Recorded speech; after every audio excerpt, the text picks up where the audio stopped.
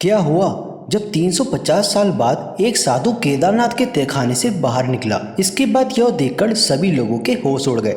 यह घटना कुछ साल पहले की है, जब केदारनाथ धाम में श्रद्धालुओं की भीड़ लगी हुई थी। और जब एक साधु केदारनाथ धाम से निकला तो उसे देखकर सभी के रोंगटे खड़े हो गए। वह साधु बार बार भगवान शिव का नाम लेते हुए लोगों से कुछ कहना चाह रहा था। वो कह रहा था कि भगवान शिव ने मुझे दर्शन दिए, यह स्थान बहुत ही ज्यादा पवित्र है, मैं भगवान शिव के दर्शन पाकर धन्य हो गया। फिर उसने कहा कि भगवान शिव ने मुझे दर्शन दिए और भगवान शिव ने मुझे ऐसे संकेत दिए जिसे सुनकर सभी लोग हैरान हो गए। जब साधु ने यह बात लोगों को बताई तो लोग हैरान हो गए और भगवान शिव के जोर जोर से जयकारे लगाने लगे। तो दोस्तों, साधु ने लोगों को क्या बताया जिसको सुनने के बाद लोग हैरान हो गए? क्या वह साधु कोई अनहोनी की बात कर रहा था? आखिर क्या है यह पूरा मामला? आज के इस वीडियो में हम आपको विस्तार से बताएंगे। लेकिन दोस्तों, आपसे एक छोटा सा निवेदन है, अगर आपने अभी तक हमारा चैनल युग युग तक को सब्सक्राइब नहीं किया है तो उसको जल्दी से सब्सक्राइब कर लीजिए। तो चलिए वीडियो में आगे बढ़ते हैं। तो इस बारे में हम आपको विस्तार से बताएंगे। दोस्तों, वो बिहार का रहने वाला था जिसका नाम सुरेश था और वह भगवान शिव को मानता था। वह दिन रात भगवान शिव की पूजा करता था और उन पर विश्वास करता था और वो चाहता था कि मैं केदारनाथ धाम एक बार तो जरूर जाऊं और उनके दर्शन करूं। फिर कुछ समय बाद वो केदार धाम के दर्शन के लिए अपने घर से निकला। सुरेश के पास इतने ज्यादा पैसे नहीं थे कि वो किसी भी साधन के द्वारा केदारनाथ पहुंच सके।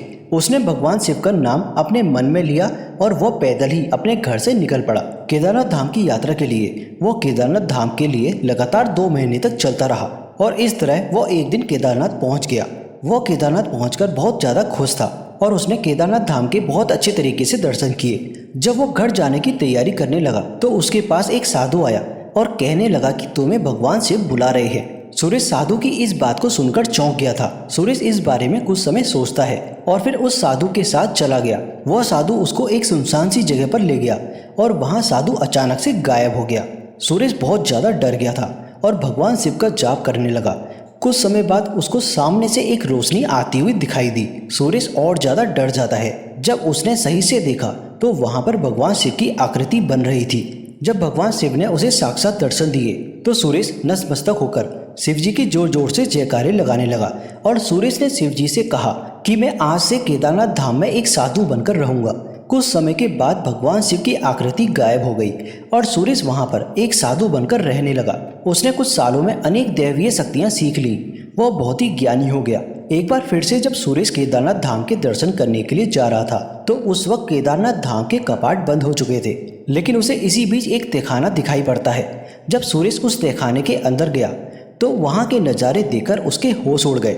वहां पर अनेकों सांप थे और वहां पर एक मणि भी रखी हुई थी। सुरेश यह सब देखकर भगवान शिव के आगे हाथ जोड़ता है और वह उस तहखाने से बाहर आ जाता है। और जब वो बाहर आता है तो देखता है कि केदारनाथ में श्रद्धालु दर्शन कर रहे हैं। सुरेश पूरे 6 महीने बाद उस तहखाने से बाहर आता है। उसकी दाढ़ी बहुत ज्यादा बड़ी हो जाती है।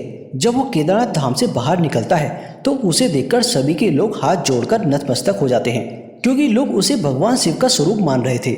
और वहाँ के पुजारी भी यह देखकर हैरान हो गए थे। केदारनाथ धाम उत्तराखंड राज्य के रुद्रप्रयाग जिले में है। 12 ज्योतिर्लिंगों में सम्मिलित होने के साथ 4 धाम और 5 धाम में से एक है।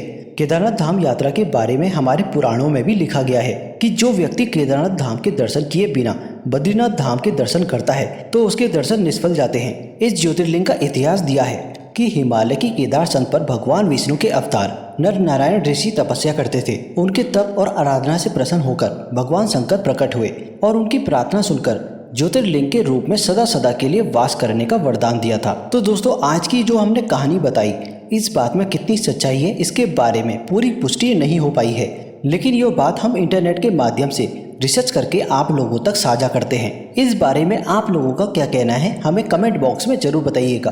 तो दोस्तों, आशा करते हैं आपको ये जानकारी अच्छी लगी होगी। इस तरह की वीडियोस हम अपने चैनल युग युग तक में लेकर आते रहते हैं। अगर आप हमारे चैनल में पहली बार आए हैं तो हमारे चैनल को सब्सक्राइब करना मत भूलिएगा। मिलते हैं आपसे अगली वीडियो में अगली कहानी के साथ और कमेंट बॉक्स में लिखना मत भूलिएगा। हर हर महादेव।